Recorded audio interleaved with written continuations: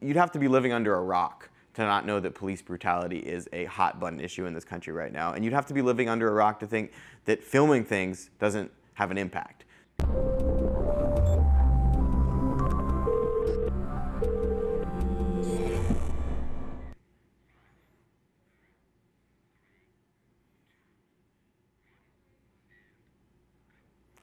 Hey, I'm Asher-Schapiro. I'm a staff writer at Vice News. Recently, my colleague Tess Owen and I did a piece about Copwatch, the people who are hitting the streets with cameras and filming the police, and I'm here to take your questions today. Hey, Avi, thanks for coming on the line. I know there are a lot of people online who are pretty excited to talk to you about Copwatch, and we've got a few of them on Skype. So let's say hey to Brandon, who's calling us from Fayetteville, Arkansas. Hey, how you doing? Hey, Brandon, how's it going? Going good. I got a few questions for you. Fire away, man. If law enforcement agents are acting in accordance with the law, what are their arguments against being filmed, and are they valid arguments? Well, I think the best way to answer this question is to tell you about an interaction I saw between police in Harlem and some people who were watching them with cameras when they were doing it. Okay. And basically, the police were saying to the cop watchers, you know, your time would be much better spent, go down to the projects, you know, down the street and film some crime and then bring us the tape. And you know, that to me is an argument you could make against filming the police, that it's a waste of time, that if you really cared about bringing down crime, you'd go look for criminals. You know, you can be the judge if you think that's a strong argument. The cop watchers said that, you know, that's the police's job, and their job is, you know, to catch the police if they mess up. So, you know, that's one of the more interesting arguments I've heard against filming the police. Okay. In your opinion, do you think the implementation of like body cameras or even just being filmed by a private citizen or whatever, do you think it would change the way that liability is handled when police misconduct occurs? Well, body cameras are a really interesting issue because, you know, now we're putting more and more body cameras on cops across the country. So, you know, I think a reasonable question would be, does that make cop watching obsolete? And I think, you know, if you ask cop watchers about that and you actually ask experts who study, you know, police brutality, there's a real difference between a camera that's focused out from the police's chest and cameras that are actually focused on the police themselves. It's a completely different perspective, and it's really important to catch the whole scene. So cop watchers bring a totally different angle to the situation. And on top of that, there's a lot of cases of police turning off their cameras, tampering with the cameras, and at the end of the day, as we know, the police are the ones who get to decide when they release the footage. So body cameras definitely throw an interesting new dynamic into the mix, but it's a very different thing than a third party, you know, a couple feet away filming with their own camera with their own footage. Okay. Did you only talk with cop watchers, or you talked to police officers also? Well, my colleague Tess and I spoke to some retired police officers. You know, when we reached out to the NYPD to talk about Copwatch, they weren't responsive. You know, I think it's a pretty, yeah, I mean, it's a pretty sticky issue for them. And a lot of these, you know, more prominent cop watchers in the city, like Jose LaSalle, who's a main character in our piece, get in trouble with the police all the time. They're constantly being arrested. They're constantly accusing the NYPD of harassing them, and the NYPD. So, you know, I think it's something that they don't like to touch and they don't like to talk about. Though, you know, it should be noted that in the NYPD patrol guide, it's clearly stated that it's legal to film the police, and their official position is that, you know, filming the police is something that is a citizen's right. Right. Yeah, and personally, I feel if, you know, our tax money goes to fund, you know, police departments, and, you know, our lives are ultimately in their control, you know, in certain situations, I think it is important that we do get to film them, and that there are body cameras and stuff like Copwatch is allowed. Yeah, and I mean, yeah, you answered my question. Okay, thanks, man. Thanks for asking. Yeah, hey, Brandon, thanks for coming on the show today. So, hey, Avi, we've got a bunch more stuff coming in from the internet, awesome. Like Twitter. So let's take a look at what Eric Christensen wants to know. He says that Copwatch doesn't actually police the police. That implies that they have any sort of authority. How many cops has Copwatch put away? Well, that's a good question, Eric. You know, that's a question you'll get different answers to if you ask different Copwatch crews in different cities. So, you know, if you talk to the Copwatch crew in Oakland, which is quite active, They take credit for putting a couple officers off duty, getting them early retirement with footage they gathered during some Occupy Wall Street protests a couple years ago. But you know, it's not something that is easy to document, and when these disciplinary proceedings are often done, you know, behind closed doors, and people aren't sure, you know, what exactly was the piece of evidence that, you know, got a cop on early retired or put them on desk duty. The question about authority is pretty interesting. I mean, I think we can all agree that over the last year, with the, you know, videos coming out of, you know, Eric Gardner and Freddie Gray, that these videos, you know, maybe they don't have any official legal authority, but they certainly pack a punch, and they have a serious impact. I mean, if you can launch 1,000 people into the streets of Baltimore with, you know, or if you can launch 1,000 people into Union Square in New York with the help of video evidence, there's a real impact here to these videos. And the question of whether specific officers have been put away for specific videos is something that is harder to nail down. But I think we can say with confidence that they pack a punch. All right. So, Eric, I hope that answers your question. And I know RJ's on Skype, and he's got a couple questions for you. So let's say hey to RJ. Hey, RJ. Hey, Avi, how you doing today, man? Good, man. How you I doing? have a couple questions for you. The first one is, you know, what protections do we have filming the police as, you know, private citizens? What protections do we, you know, have?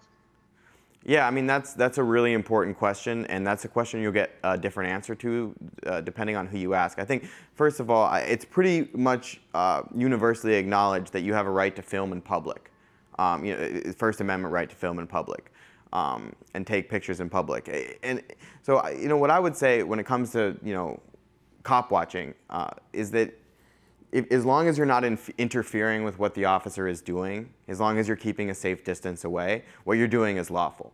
Now, there are certain cases where the police try to make a claim about wiretapping laws or make the claim that the act of filming in itself is interfering with what they're doing. But I would say on the whole that you're on good, solid ground. If your camera is in view, you're not interfering, and you have a wide berth between yourself and the police. And that's what the ACLU will tell you, and that's what these Copwatch teams will tell you if you ask them. All right, so what would be some best practices that you would advise for people who are, you know, watching the cops and things like that? You know, I've never watched the cops. I've just watched people who watch the cops a lot. So I wouldn't say, like, I wouldn't be the guy to tell you, like, do this, don't do that. But I can tell you that there are a lot of resources out there for people who are interested in learning more about what that's like. You know, and if you go online and look up some of the Copwatch groups that we talk about in our piece, they are more than happy to help you get involved. They are recruiting hard, and they will help you. You know, they think hard and long about this. You know, they're not just like rolling out of their houses with cameras and like following the police. Like, they plan, and it's a serious endeavor. So if you reach out to them, I think they could really help you out if that's something you're interested in.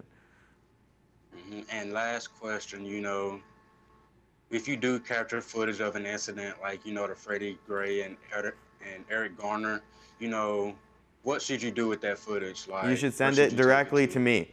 You should email me. You should email it to me, and you should tell me about it. That's what I would do.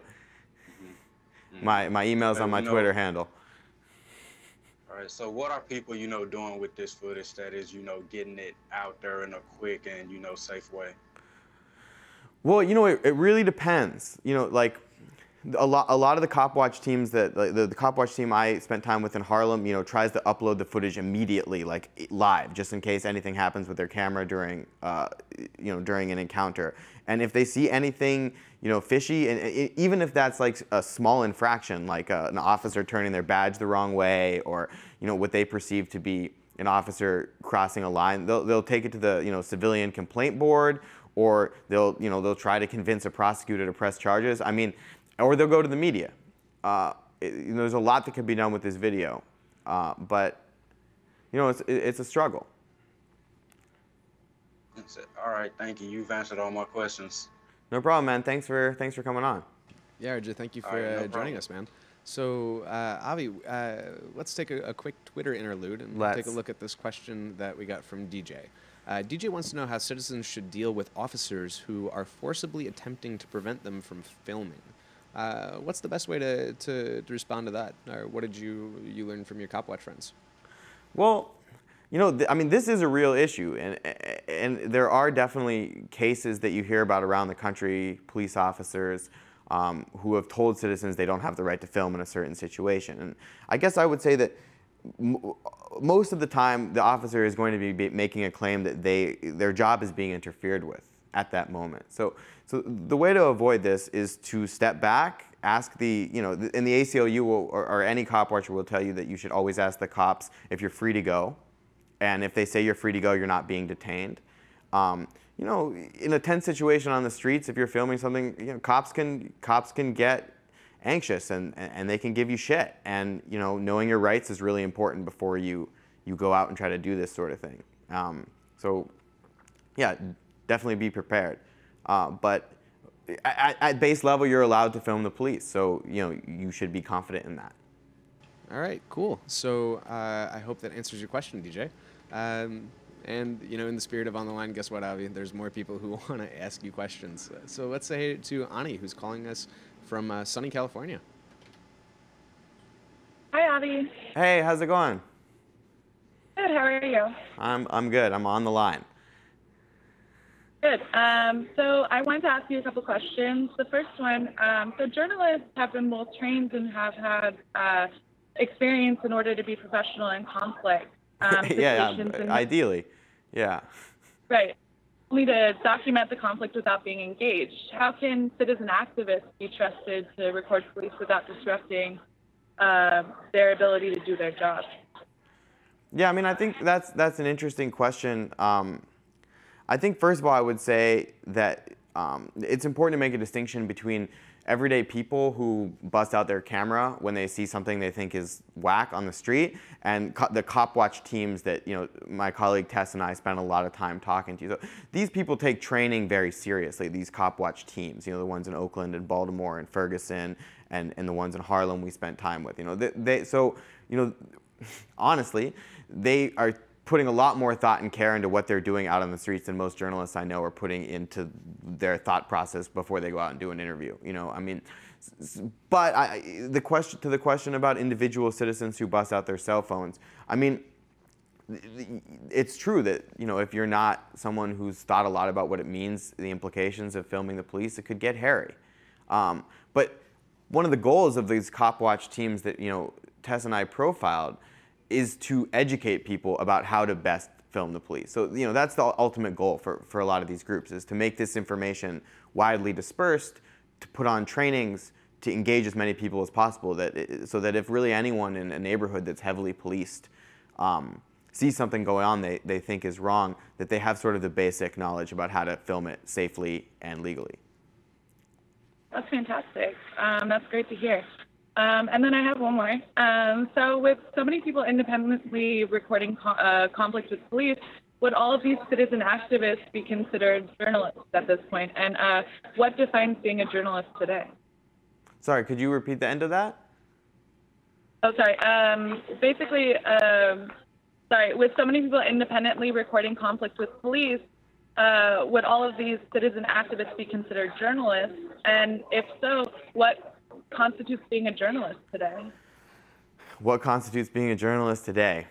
What a question. I think, do I have an awesome answer to that? Probably not. I think that you're right to say that the lines between what it means to be an activist or a citizen or a reporter are blurring when you can throw whatever shit you want on the internet and, you know, it can go viral, and then you're the source, and there's no journalist mediating. But I guess I would say that the people who are doing this work don't consider themselves journalists, right? I mean, no one you would ask who does Copwatch says, I'm a journalist. You know, they're activists, and they have a political agenda, like a strong political agenda that they're trying to advance. And it has to do with police accountability. Some of them it has to do with police abolition. You know, it runs there's a wide gamut of opinions, but, you know, the distinction between someone like myself who covers this and a cop watcher themselves is that, you know, I'm interested in understanding why they do it, and they're quite interested in enacting like radical reform in the way we deal with crime in this country. Okay, great. Well, thank you so much for answering my question. Hey, no problem. Thanks for coming on. So, Ani, thank you for taking the time. I know it's early out there, but Let's say hey to our last Skype caller. Let's say hey to Sean, who's calling us from nearby, I believe. Sean, you're in Brooklyn, right? Yeah. All right. How's it going, Avi? Hey, Sean, how's it going? I'm doing all right. I have a few questions for you. Cool. So first off, I read your article, and based on the tone of it, it appears that the police departments find the cop watchers to be a nuisance. Do you know if they've had any positive reactions by the police, or at least a level of understanding why these citizens are going out of their way to film them? You know, that's a great question. I think, you know, personally from my reporting, I didn't come across, you know, any cops who were really excited about being filmed. I have heard from cop watchers who claim that, you know, off the record, certain police officers will say, hey, like, we see some crazy shit out there. We're glad you're there. But you know, and the retired police officer who Tess and I reached out to acknowledged that, you know, you'd have to be living under a rock to not know that police brutality is a hot button issue in this country right now. And you'd have to be living under a rock to think that filming things doesn't have an impact. So, you know, I think police acknowledge the climate that they're swimming in. But, you know, the police that we observed reporting this story definitely, you know, were made to feel differently when these cameras were there. And you know, that's one of the main points of the story, right? Is that, like, you know, they do act differently, and they do feel reined in, and they do feel watched. And that's something the cop watchers are trying to achieve. And I think, you know, if someone went to your job and started filming you when you were at work, you wouldn't be stoked about it, right? I mean, we'd prefer they don't do it. But, you know, you and I, my job doesn't involve, like, potentially using lethal force on people. So, you know, the argument the cop watchers are making is that, yes, maybe this kind of sucks if you're a police officer, that people are following you around with cameras. But if you're going to pick to do a job where you are legally allowed to hurt people, this might come with the territory. No, exactly. I agree with that. I mean, like you're saying, our jobs, like, there's no reason for anyone to film us because we're not public servants. We're not being paid by the taxpayers to, you know, protect communities. Yeah, exactly. So thanks for answering my question.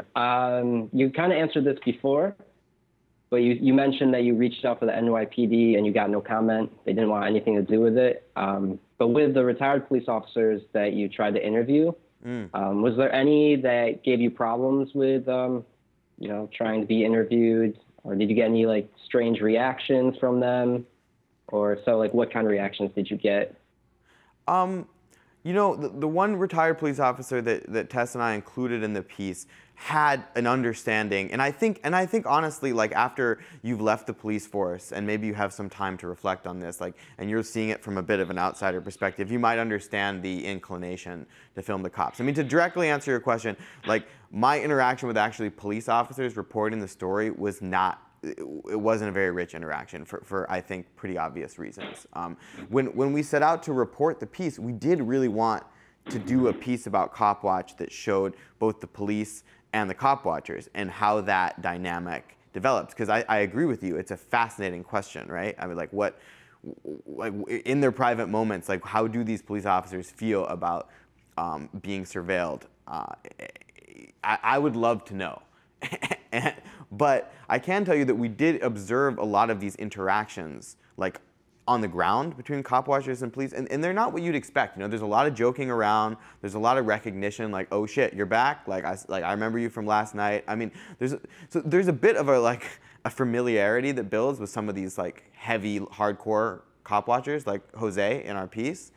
I wasn't able to, like, pull the cops aside and get them to say on the record, like, hey, like, this fucking sucks, or this is the best. Like, I'm so glad they're here because my buddies sometimes go off the rails. So yeah, I'm so, like, hey, if you have any police friends who want to talk to me about what it feels like to be watched, like, definitely let me know.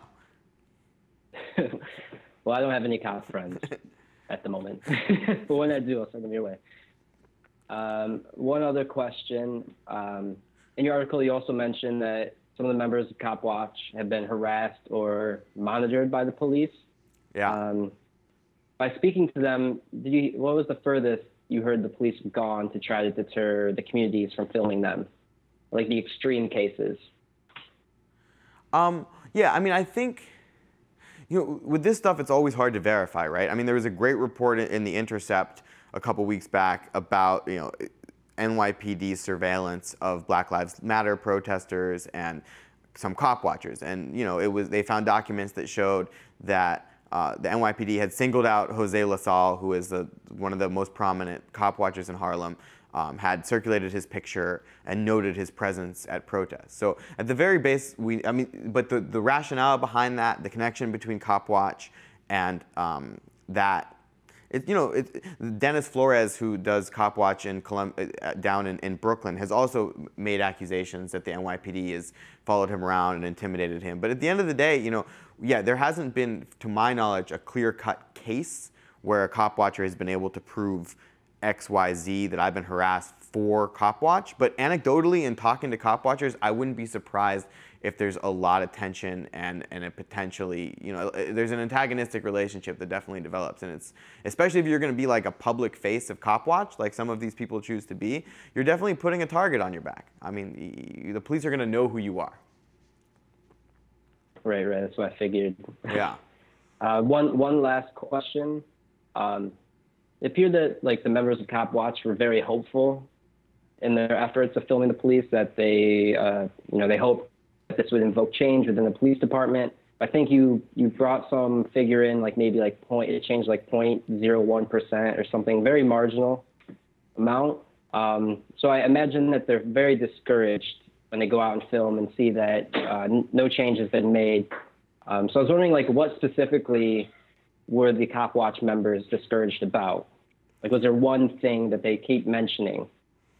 Yeah, I mean, I think it's really important to keep in mind that, so the political goals and even views on policing in the Copwatch movement are quite broad. It's a diffuse movement, it's city by city, and it ranges from people who want to see reform of the police department to people who want to see the police abolished. And you have them all under the umbrella of Copwatch. So I'd say that people are less focused on the numbers coming out of police brutality cases and murder, or the police killings and prosecutions, and more focused on the ways that they can, on the streets, flip the tables on police in an interaction by interaction basis, right? So, I mean, one of the things I focused on in the piece, which I think is really important, is the way that just the presence of a uniformed, disciplined Copwatch team, how that just changes the flavor of an on-the-street interaction between police and citizens, right? And I think that's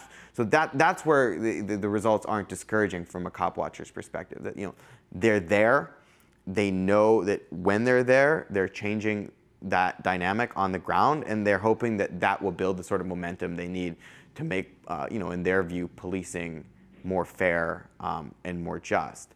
But yeah, you're right. I mean, the number, we crunched some numbers, a couple months back that showed 1.5% of civilian killings resulted in, I think it was even an indictment or a prosecution. So yeah, I mean, if you look at the numbers, there's not a lot of evidence that, that police brutality or police killings are getting taken to trial.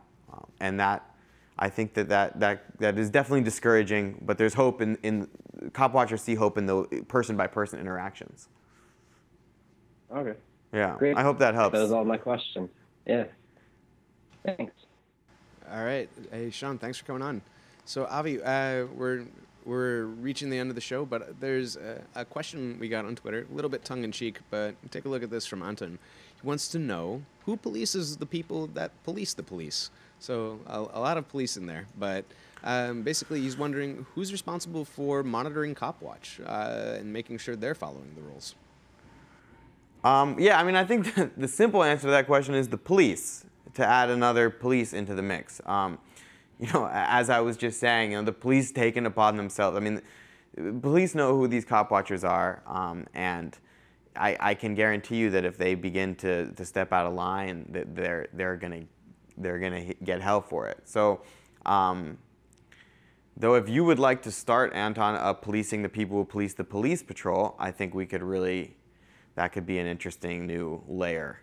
Yeah. So, the serious answer is that Copwatchers are policed like everyone else is policed by the police force. All right. Well, let's talk to Anton later about starting a branch of Copwatch in Slovenia. So, Avi, Okay. you made it all the way to the end of the show. Why don't you say goodbye to all the folks at home? Thanks so much for watching. If you're interested in some more of our reporting on police and criminal justice, we've got a great officer-involved blog at vicenews.com. Go check it out. And thanks so much for joining me. Have a good afternoon. I shot that video not knowing whether we were going to get justice. And we fought, man. We fought hard. For everybody that was here positively, for me and my man Freddie, fighting for this cause, I feel like you guys deserve the most respect, man, because without you guys, this wouldn't have been taken to worldwide. Listen, a lot of people are calling you a hero because, you were the one who shot the video, right? I mean, thanks to that video, I guess, people knew that something happened that wasn't normal, how do you feel? Get it close, dog. Get it close, G. I ain't afraid of tears, man. These are tears of joy. You understand what I'm talking about? I'm happy my man Freddie can get peace. After this, people will really start to respect us in the police force.